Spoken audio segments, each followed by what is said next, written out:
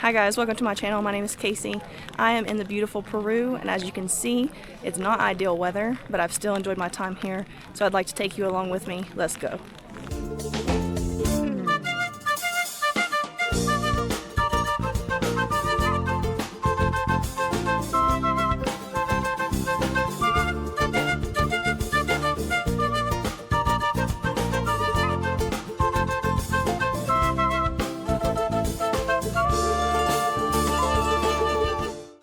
So we've made it to Cusco. I thought I was going to get to rest, but it seems like we're going to go get something to eat, and then we're going to have some other things that we have to get done for Machu Picchu. So I'm hanging in there, but man, it was a journey to get here, and I'm all good though. Like, I'm so excited to be here. It's beautiful. I'm drinking some coca tea tonight. Hopefully I'll have some time to rest and be ready for tomorrow. Instead of sleeping, I actually had some time to go around Cusco and see the city. I really like this city. It's really cool. Lots of things to do. This view is from the restaurant that we went to for dinner. For dinner, this was the appetizer. It was trout from the river. For my main course, I tried alpaca for the first time. It kind of tasted like deer, so a little gamey, but good. The meal would not be complete without some live music. The next day, we loaded up on the bus and started at this viewing point of Cusco at the Jesus statue.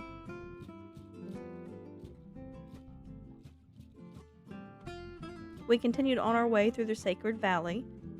There were some beautiful views along the way, but the roads sometimes did remind me of the West Virginia roads back home. Our first stop was a women's weaving co-op, which here was a really cool little stop and very beautiful. The women all were very welcoming to us, and they had some really nice setups just to kind of show us their daily life and some of the skills that they have.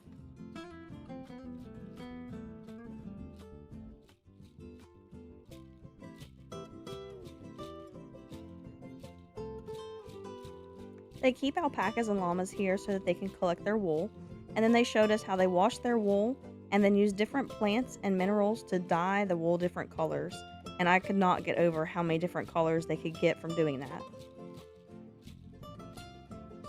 I did end up buying a really nice alpaca sweater, which you'll actually see later. Our next stop in the Sacred Valley was a place where they make jewelry. It was really neat to see the behind the scenes on how jewelry is actually made by hand, and I did end up buying a couple really nice pieces from here.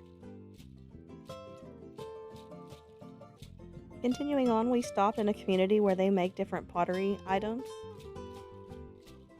We had a couple different demonstrations, the first one being how they make the clay bricks for their homes. They showed us the setup for how they use different clays to make different items, which they make full chess boards with chess pieces, as well as even beads, and then also the little bowls that go on top of their homes.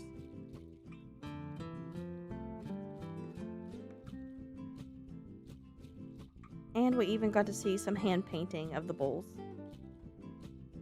Our stop for lunch was absolutely beautiful. I did not even think that this place was real walking around. I think it was one of my favorite stops of the day, and lunch was so delicious. Everything was super fresh and made from the valley that we were in. We finally made it to our hotel in Ollantaytambo, which was a beautiful view from right outside my room. Roger, who you see right here, he was our tour guide. He walked us around the town of Ollantaytambo, which I absolutely loved, and even took us up to this viewing point right around sunset, which was just breathtaking.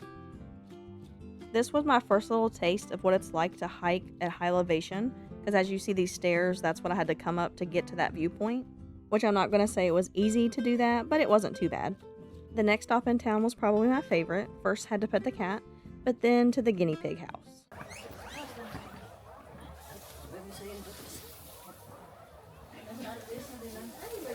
Come in, watch out with the guinea pig, guys.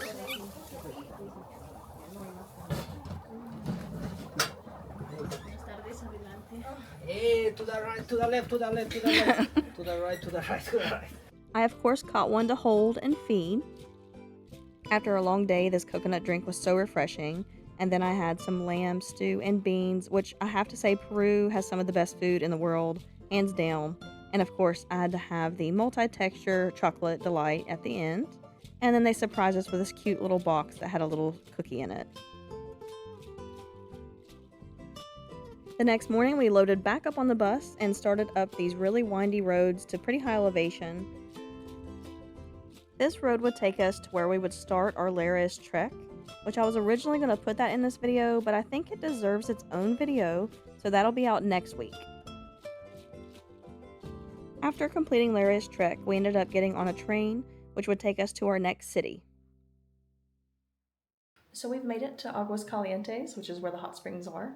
Unfortunately, once we got to the train station, we realized that my bag and one other bag got left behind. So that bag will hopefully meet up with me later tonight. We're just taking a break here. We're gonna go to the hot springs and then I'm getting a massage after that.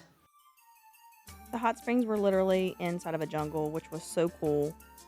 I didn't take any video of the actual hot springs because people were in their bathing suits and I was being respectful.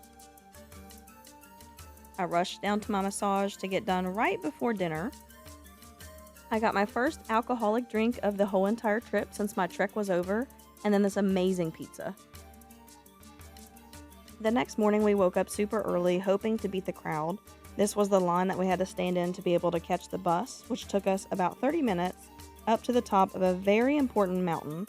But as you can see, it was insanely foggy until our luck started to change. Good morning, guys. Today is Machu Picchu day, and as you can see, it's raining, but it is beautiful regardless, and luckily the fog is starting to clear.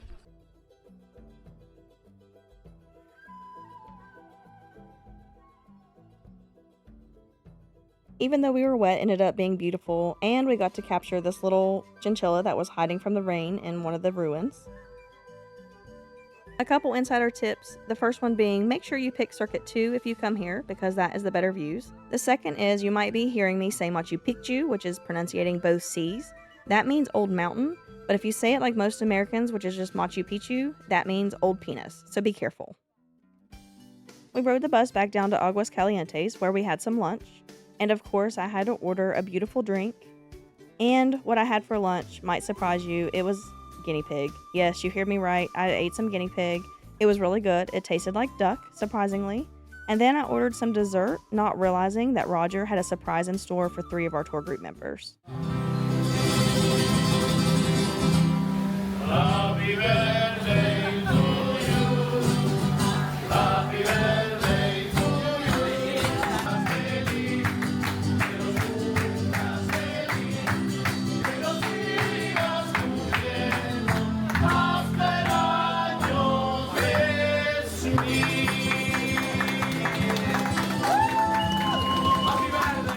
It was so sweet of Roger to set this up for them. I think everybody really enjoyed it.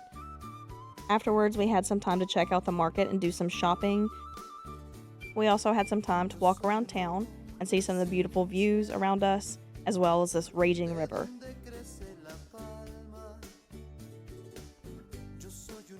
We took the train back to Cusco, where unfortunately we had to say goodbye to Roger, which was so sad. And then a few of us went out for a late night snack and a couple drinks, but turned in early because we had a big day the next day. We had a super early wake-up call. We had to be on the bus at 4:30 a.m., which then they drove us here where we had some breakfast with a beautiful view. But I was super excited because this day was actually why I came to Peru in the first place. Have you guessed what it is? So I'm a little frustrated, I'm not gonna lie. Today's Rainbow Mountain, which I'm super excited for, except I was prepared to ride a horse all the way to the top, and I found out that I can only ride the horse to the last like 15-20 minutes, and then I have to hike the rest. And I'm kind of over hiking and high altitude after Lares trek, so I'm trying to just take my time and tough it out and get up here for the view. But just slow. It took me about 25 minutes to get to this first landing, but look how cool that is. And then I took these super steep stairs for another 20 minutes to the peak, which is about 5,000 meters above sea level. And man, it was so worth it.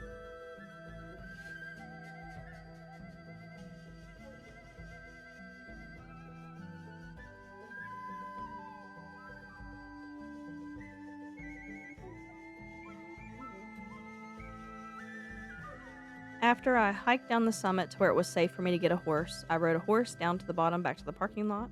We took the bus back to town into Cusco, where a few of us had dinner together at this really cool restaurant and I ordered some ceviche and some alpaca skewers, and then that was it because the next day we had to head out. So hey guys, I'm at the airport. The Andes part of the tour is over. This tour was called the Andes to the Amazon. So I'm on the way to the Amazon now, just waiting for my flight. But I just wanted to kind of check in because I haven't been able to check in much on this tour just because it's been so jam-packed and we've done so many things. And by the end of the day, I'm exhausted. But I do like tours like this because I get to see most of the country in a very short amount of time. I've really enjoyed this tour, and it's a perfect example of things where it didn't really go according to plan as far as the weather. There was a lot of rain, a lot of fog. There was even like hail at some point. Regardless of that, it was still a very good time, and I've met some amazing people in my group. My tour guide was amazing. I'm really sad that he's not going to the Amazon with us. So that's it for this one, guys. I just wanted to thank you guys so much for watching. Please like the video or subscribe to my channel if you haven't already. See ya. Hey guys, it's been a whirlwind of 48 hours. On Thursday, I was supposed to get up around 7, leave around 8, so I could be an hour away to the airport before my flight at 11.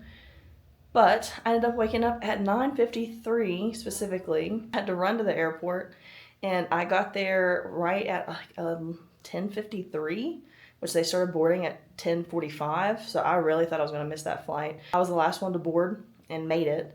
Then made it to Atlanta. My second flight was supposed to be around 3, but we sat on the plane for about 2 hours while they were talking about doing a repair. And after the 2 hours, we ended up having to deplane because they couldn't fix the problem.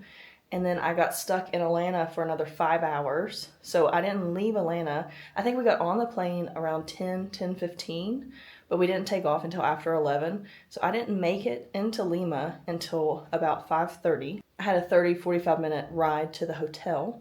So made it hotel, ended up just being in my room for about 45 minutes, enough time to take a shower and just get refreshed before another long day.